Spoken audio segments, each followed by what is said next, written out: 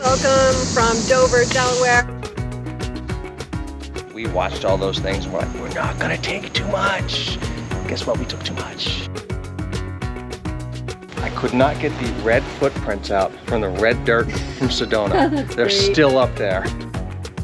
You don't think about those things when you're starting out full-timing. You can label other people's cars and you can label their rigs. We are right in the path of Tropical Depression Ida. The saga of the generators continue. Let's do this. Hi from Dover, Delaware, where we've been staying for about a month in Glenn's parents' house, visiting friends, taking care of our routine doctor appointments and dental appointments. We get back from 5.5 months on the road. And let me tell you, we took way too much stuff. Way too much stuff. So I figured as we unpack, let's go through our things together and sort of give you an idea of what you do need and what you don't need if you're gonna get out to do boondocking exclusively. And that is our focus. So I'm gonna start down here in our food bin. I had a very specific bin where I kept extra food that didn't get stored in the back of the rig. And this thing is great because I could put, you know, you name it, tea, cereals, whatever was extra, coconut milks, all went in here. But there are a few things that I left in here that we didn't need. This guy. This thing's awesome. Goes over your microwave dishes so they don't explode and make a mess. Really, it took up space that we really needed. Also used a lot of water to wash. So, paper towels. Remember, you're on BLM. You're burning your paper trash. So, get rid of this. We picked this up from another full-time family that suggests using this. Yeah, the kind of bumps we go over for off-roading and things, this just kept falling off. So ditch this. You know what these are great for? Mice and bedding. Let me show you something. That's mouse poop. See all these holes? The mice would get in the back of the truck into our trash and they'd have a feast. They'd pull these apart, create some bedding from some toilet paper we had in there, and had like Club Med experience. Don't put this stuff in the back of your truck. Go without it. So we homeschool, right? We need all their books, yes. But at no point did I ever use one of my college textbooks that I thought I might need. Yeah, now look at it. This is my favorite book. Don't bother. Keep your textbooks at home. They weigh too much. An entire bin of clothing. It was too much. I think we went through this, what, 3 times in the entire trip? And sorted some things out? Yeah, so explain, we went in different climates, so we needed all the different kinds of clothes, but we just took too much of each kind of clothing for different climates. Too much. You don't really understand weight capacities. You don't think about those things when you're starting out full-timing. But once you're on the road, you really start to understand what you can put in your rig, how much stuff, how little, and the capacity in the back of your truck bed if that's what you're towing with. Right, and we re-wore clothes a couple days in a row too, so. Oh my goodness. Okay, so I got the every 3rd day shower rule for myself. So again, more clothing that we didn't need all of. We probably could have gotten away with 1 bin of this stuff instead of 2. I agree. I've seen that on other sites where, newbies go out and they take way too much, and we watched all those things and we're like, we're not gonna take too much. Guess what? We took too much. So, yeah, you don't need all that. Essentials. You should take 20 or 30 of these with you. Why? Because every 3rd day of showering, you're gonna stink. And if you can buy them on sale for $1 each, yeah, it's awesome. Things we didn't use and maybe even expired while we were out. So don't load up on all that stuff. You can buy it on the road. You can buy so much stuff on the road. You don't even really think about that. You think, let's get out, we're gonna stock up on everything and then take that with us. And really, it turns out that almost everywhere you go, you're usually looking for that grocery store, that Walmart, or whatever else you need. Amazon's not exactly accessible unless you're using an Amazon locker. And let me tell you, if you remember that clip about trying to order an air compressor, yeah, that doesn't work all the time. On the other hand, you can buy everything out on the road. Some of the things that we absolutely did use. I know I mentioned these before. We used these 3 septors. There was a time when we were out of water and I had to utilize these. And there was also another time that our tank was contaminated and I was unwilling to use it. So we just used this for our drinking water.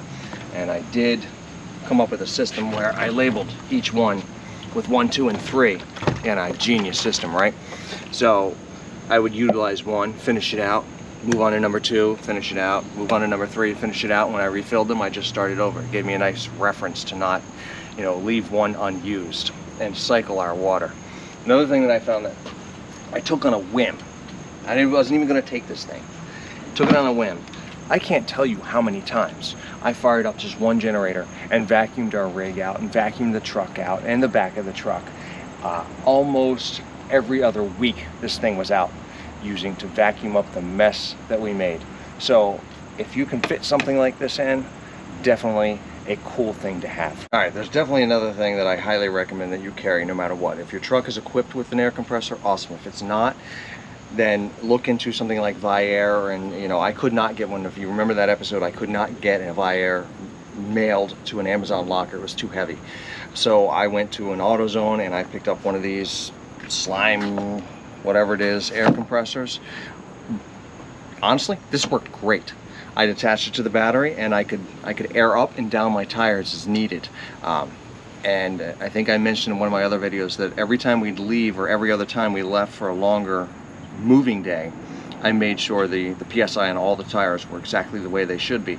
And if they weren't, I either aired up or down. And our elevation changes made a big difference in how that PSI came out. So have one of these on board if you're going full time. It is crucial to make sure you don't have blowouts by staying on top of the PSI of your tires. So this one worked fine, wasn't that expensive, doesn't have to be super fancy, just did it. All right, so here's emptied out the back of the truck, and here are a few things that we had to have. So we've got the propane tank in there for our camp chef. I've got gasoline can for our generators, and then of course our spare tire and additional oil for the truck if needed. Carrying the spare tire in the back of the truck made a lot of sense versus putting it in the back of the rig because we had our bikes back there. We're inside our RV and we're going through stuff that we really didn't need to bring, and some things we did. We had a over the door hanging laundry thing, hangs over the door, which was great in concept because we had this and then we had the standing mesh basket thing to kind of like divvy out the weight, but we just ended up not using this. We just threw it in our little mesh bin and it worked out great. So it was too heavy on the door. Yeah, and you know what? Scraping up the We door. didn't separate our laundry. You get into the laundromat and you try and separate things out, whites, darks. No, just throw it all in one thing. Right. We used to separate when we lived in a sticks and bricks. But with those commercial sized washers and dryers, you just, oh my gosh, they're huge. You just throw everything in. It doesn't matter. The label maker. Everyone should have the label maker. Everyone. Even when you full-time in an RV, because you can label other people's cars and you can label their rigs. And no, you don't label anything. We didn't need this at all. No. And it's heavy. Redundancy.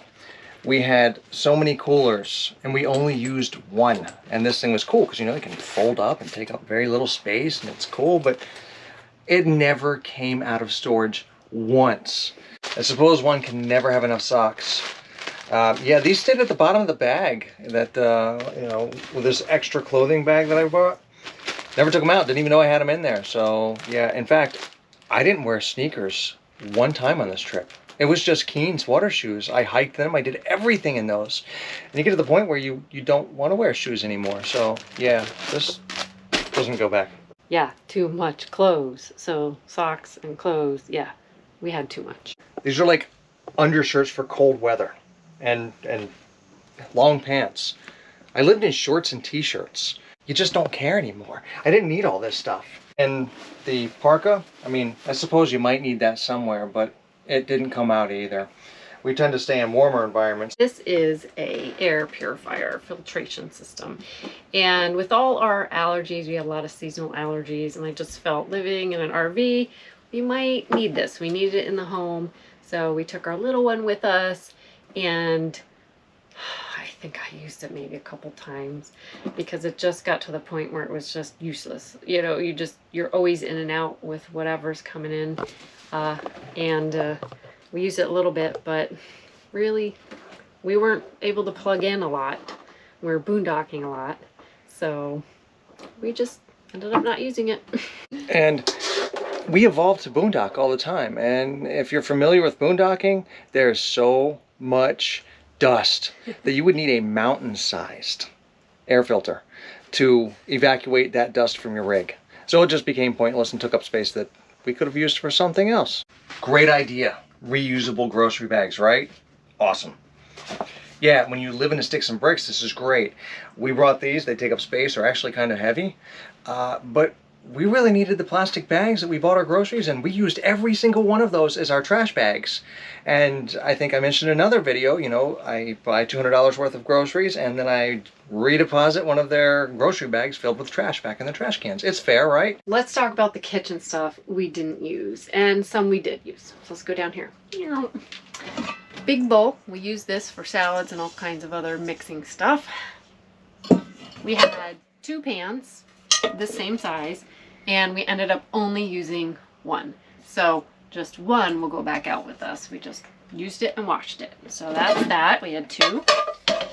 We had this small little pot, and we used it a lot, especially boondocking, and we didn't want to use our microwave. We put our frozen veggies in here with a little water and just kind of steamed them, so that worked great, but it could have been a bit bigger. So we're gonna swap out one of our bigger ones for this one, but we definitely use this. This lid, big, kind of heavy glass. Yeah, we never used it. We actually just use aluminum foil if we needed something, but yeah, no, won't be going with us. This strainer, we had also a mesh strainer that doesn't seem to be in here right now, but didn't work so well for straining quinoa. We love quinoa. We make that on the road in a pot, and it would go through these bigger holes. So we didn't have a whole lot of produce or veggies that we washed all at once. We just kind of washed a little bit at a time. We didn't need this, so will not be going with us. And the last two things we have are these 2 cutting boards we have. Now, this one we used a lot, all the time. This bigger, kind of heavier bamboo one we didn't use, so not going with us, but this one will. So we have our caddy of our utensils, and we like this. This worked well, wasn't too heavy, and we put all that there, and we just kept it out back here. It worked well. We could just grab and go. We didn't like putting it in a drawer on the side because there's that constant in and out, in and out. So this worked great. And then we have this little basket that actually one of our boondockers, Welcome, I believe, gave us a little nice welcome basket with fruit and all kinds of goodies in this. So we kept this basket. It was really nice of them. We kept it, and we just put clementines and bananas and that kind of stuff. Just popped in there. Let me come over here, and I think you remember there was one item that we mentioned previously that was the paper towel holder thing, and we used those Velcro command things on the back, and we had it up here. Well, it kept coming away from this Velcro all the time when we would drive, so it just wouldn't stay up, and it was a bear to get back on. So all done with that. I had these extra curtain rods that when you twist, they get smaller or bigger. So I figured, why not try this? It's got little rubber grippies on the bottom, and I put it here, and then I just twist it up till it's nice and tight and secure, and there's our paper towel roll, and it stays pretty well on drive days as well. Let's go up to the top. We had our way too many bowls. These were great things we ordered, and they can actually go in the microwave, but they're plastic, but they're made out of like wheatgrass, and it was a great concept, and we use a couple of them, but we didn't need, I don't know how many here, 2, 4, 6, 8 bowls. No, okay, too heavy too. These little cups were great. We did use these especially for like snacks and stuff for the boys, but boondocking, when we didn't want to wash stuff, you know, we had all these plates. Look at them all in there. They're kind of heavy, and we ended up just using the paper plates. We're not going to take all of these dishes. We may take like 4 of these bowls, maybe a big plate or 2, but we use them and then we wash them immediately, so they're ready to go again. We don't need all of these to pile up and accumulate. So that's that. Now we have our area up top that we had some extra cups and stuff. Now a good friend of ours made these wonderful, beautiful glasses. So we use this for Glenn and I for some wine. And then we had these stainless steel cups, which were used when, you know, we had friends or guests around. So that got used. We'll keep those.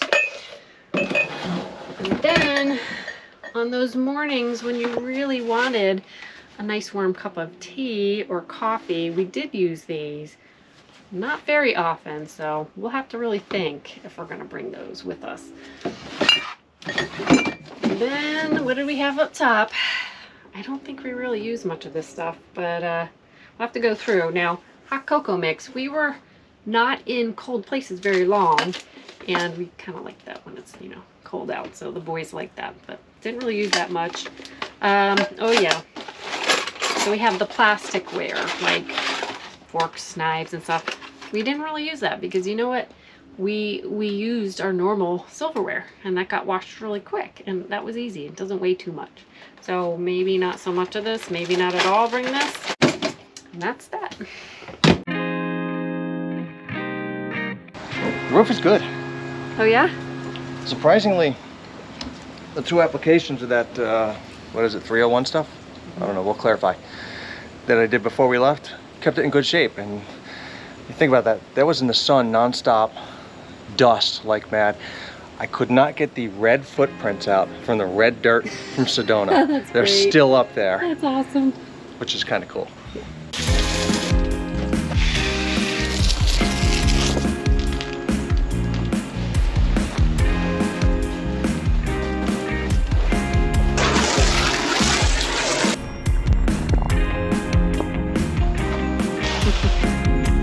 So before we left, on some other recommendations you see, I used, it is 303 aerospace protectant on the roof. I put 2 coats on at I think a month apart. And I wanted to see how it held up on the whole trip, because we did a lot of sunshine, a lot of dust, a lot of rain, a lot of tornadoes, all those fun things. And man, sweating like mad here. Anyway, so the roof held up really, really well. For 2017 that's been beaten up, that roof looks good. So we're putting another application on now, and this should hold us for a while. Do one more coat in a few weeks, and it'll rock. Before we left, I gave this thing a couple good coats of ceramic. Another value of that. But when I washed it and it looked new, it was doing something while we were going through that dust and messiness. So I'm giving it a few more coats before we hit the road again and make this thing look nice and happy. What a difference. One of the things I wanted to do when I got back here was just to switch out our marine or our deep cycle batteries, and I'm not ready to move into a lithium or anything like that.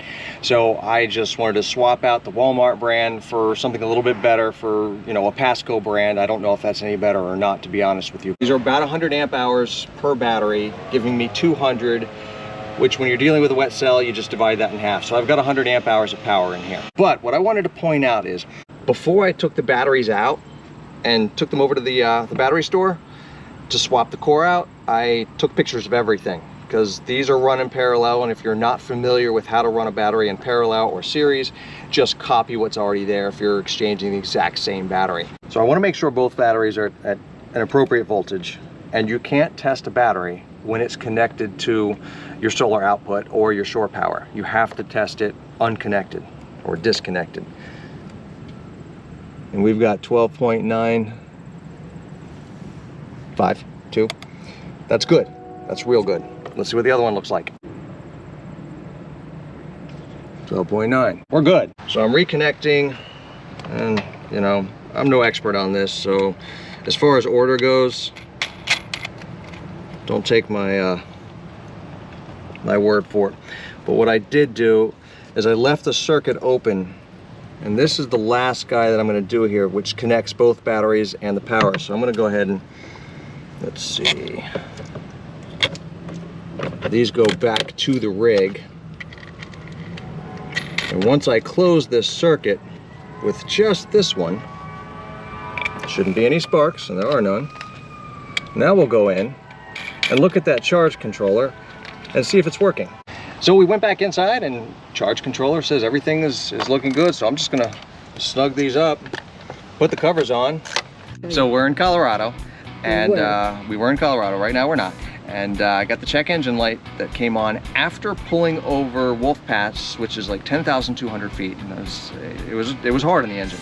And it has come on and off continuously since that happened. It is a code P2074, which is the mass air. There's something going on. It's not getting enough air.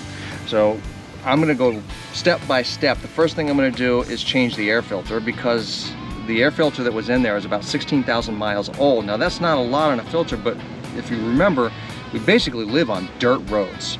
So we are filtering out a lot of dust. That could be the issue. It could be the mass air sensor, but let's first do the filter. And I just swung by AutoZone. You know, to me, as quickly as we burn through these things, opinions are opinions, and as far as I'm concerned, if it works for a while, it's good, because it's replaceable anyway. And these things are beasts.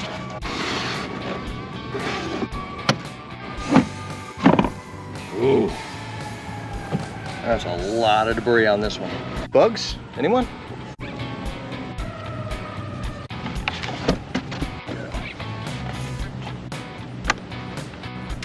Okay. The generator saga continues, but this time they're not broken.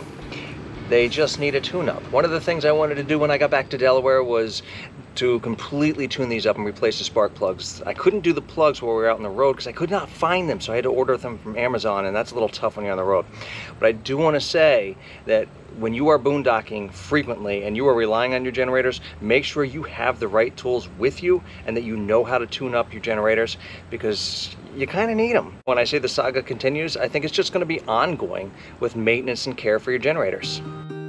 If you have never been to the little city of Dover here, I think you should come check it out. There is a lot of cool history. Dover was most famously the home of Caesar Rodney, the popular wartime leader of Delaware during the American Revolution.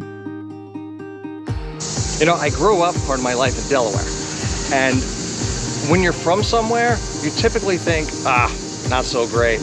But I have to say that as I grew up, I really started to understand how much really cool history is here in Dover. It is filled with all kinds of cool names and just homes that you see along State Street, and you realize, wait, that was owned by someone I learned about in elementary school. So this place is kind of cool. Delaware became the first state when 13 delegates signed the U.S. Constitution on December 7, 1787, in a tavern now known as the Golden Fleece on the Green in Dover. My favorite tree, the ginkgo. Super excited because Wednesday we are going up to Maine to take our RV for about a month to visit my best friend Mackenzie, who I haven't seen in 5 years, and some other friends' family along the way. What you got there? A bigger pot. Oh yeah. Remember, the other one was too small. Right. So I'm going up in weight, but we lost so many other things. It's okay, because I really need a bigger pot. Oh hey, More stuff. more stuff. But less stuff. That is the key. Tomorrow we're supposed to leave for Maine, and we're packing the rig this evening, and tomorrow we are right in the path of Tropical Depression Ida. And I have no idea, I don't watch news, I don't follow anything, so I don't know what the hurricane did. All I know is that it's supposed to hit our area at 2 p.m. tomorrow. We'll already be gone, but by the time we've gone through into the New York area and right near Connecticut, it's going to catch up with us right like at 2 a.m. And I don't know if you've stayed in a travel trailer in severe weather, but it's not fun. We've dodged enough tornadoes and other things, but I'm gonna watch the weather closely. So yeah, we want to be safe. Yeah, we don't need to take a risk. We can leave a day later. But I really do want to go to Maine. I'm ready to go. We're ready. So we're just repacking the rig. We gotta put all the bedding on, like we said. Bring as much as we can tonight, because if it is raining and we still can go, It's not windy? we don't want to like put everything in while it's pouring rain, because that's no fun. I'll make the drive in rain. Yeah. It'll be all right. So it's just hard packing everything in. So here we are. Oh, and if you've ever tried to put bedding on, you know, beds in an RV, especially bunks, not fun. It's like, you know, wrestling a Alligator? alligator. I'm gonna give it a try. Here we go. It's been a little while.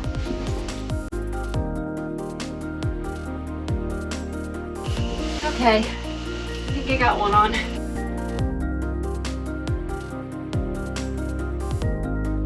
Best pillow to take. Yes. They're made. They're not pretty, but they're made. Yes, that wasn't too bad today. What else do we need to do? There's a lot more inside to bring in. Oh yeah, in our closets. So today was supposed to be departure day. We were gonna head up to Maine, and we delayed because Hurricane Ida, the remnants of, was on her way up through this area, and we were going to be ahead of it, but it would have caught up with us. Well, I'm glad we didn't, because it turned out that I believe a tornado touched down south of Baltimore, and then another one touched down north of Philly, and the last place I want to be is in one of these travel trailers. So I'm really glad we didn't leave, but we're going to leave first thing tomorrow and sort of go up behind this thing, and I think we'll be okay then. Good morning. It is go day. The weather is beautiful. And we are getting ready to go. We're packing up the RV. Kids are helping out, putting their stuff in. We are so excited, can't wait. The first stop on our journey will be up in New York at a Boondockers Welcome. We're so excited, yeah.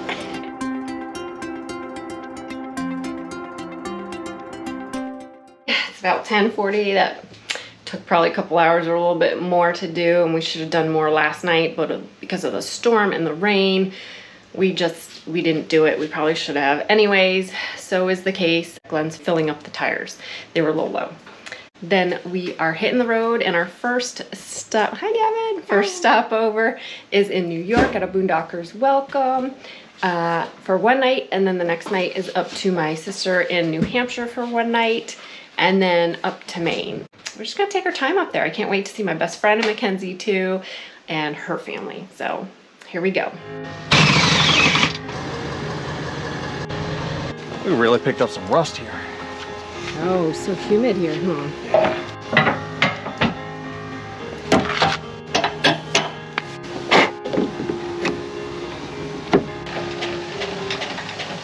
Hi, how you going? Sure. Good seeing you guys again. Yeah, Safe yeah. travels to you. Thank you very much. Oh yeah, this is Excited. gonna be fun. It's gonna be beautiful in Maine. Safe travels, and keep the videos coming. Thank I'd you. love to see them. So, hey guys, safe travels. Awesome. Thank you, Jim. We'll see you soon. Yeah, take care. Bye. See you later.